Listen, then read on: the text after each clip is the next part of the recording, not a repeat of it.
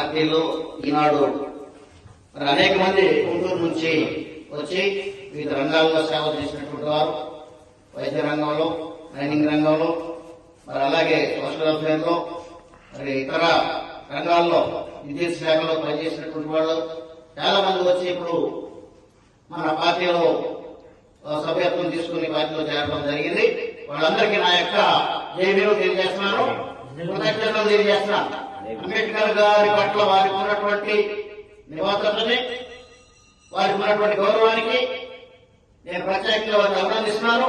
ఈ పార్టీ దళితులు, బలహీన వర్గాలు, మహిళలు, మైనారిటీల యొక్క హక్కుల పరిరక్షణ కోసం నిరంతరం పోరాడే పార్టీ, అంబేద్కర్ గారు స్థాపించిన పార్టీ, అంబేద్కర్ గారి మనవడు జాతీయ అధ్యక్షుడుగా ఉన్న పార్టీ. ఈ పార్టీ 12 రాష్ట్రాల్లో మరి పనిచేస్తుంది. మరి రేపు ఎలక్షన్ లో వెస్ట్ బెంగాల్లో మమతా బెనర్జీ గారితో పొత్తులోకి వెళ్తున్నాము. అలాగే స్టాలిన్ గారితో కూడా చర్చలు జరుగుతున్నాయి. కాబట్టి అనేక రాష్ట్రాల్లో మన పార్టీ రేపు మహారాష్ట్రలో కూడా పొత్తులోకి వెళ్లే అవకాశం ఎక్కువగా ఉంది. మన పార్టీ ఇక్కడ కూడా శక్తివంతమైన పార్టీగా ఎదుగుతుంది. అనేక మంది చేస్తున్నారు. రేపు మళ్ళీ బీసీలు, ఎస్టీలు, కాపులు అనేక మంది రేపు చేస్తున్నారు. వాళ్ళు రేపు వస్తామని చెప్పారు. మరి వాళ్ళు కూడా పెద్ద సంఖ్యలో వచ్చి చేస్తున్నారు. కాబట్టి పార్టీ రోజు రోజుకి చేరికలు బాగా జరుగుతున్నాయి.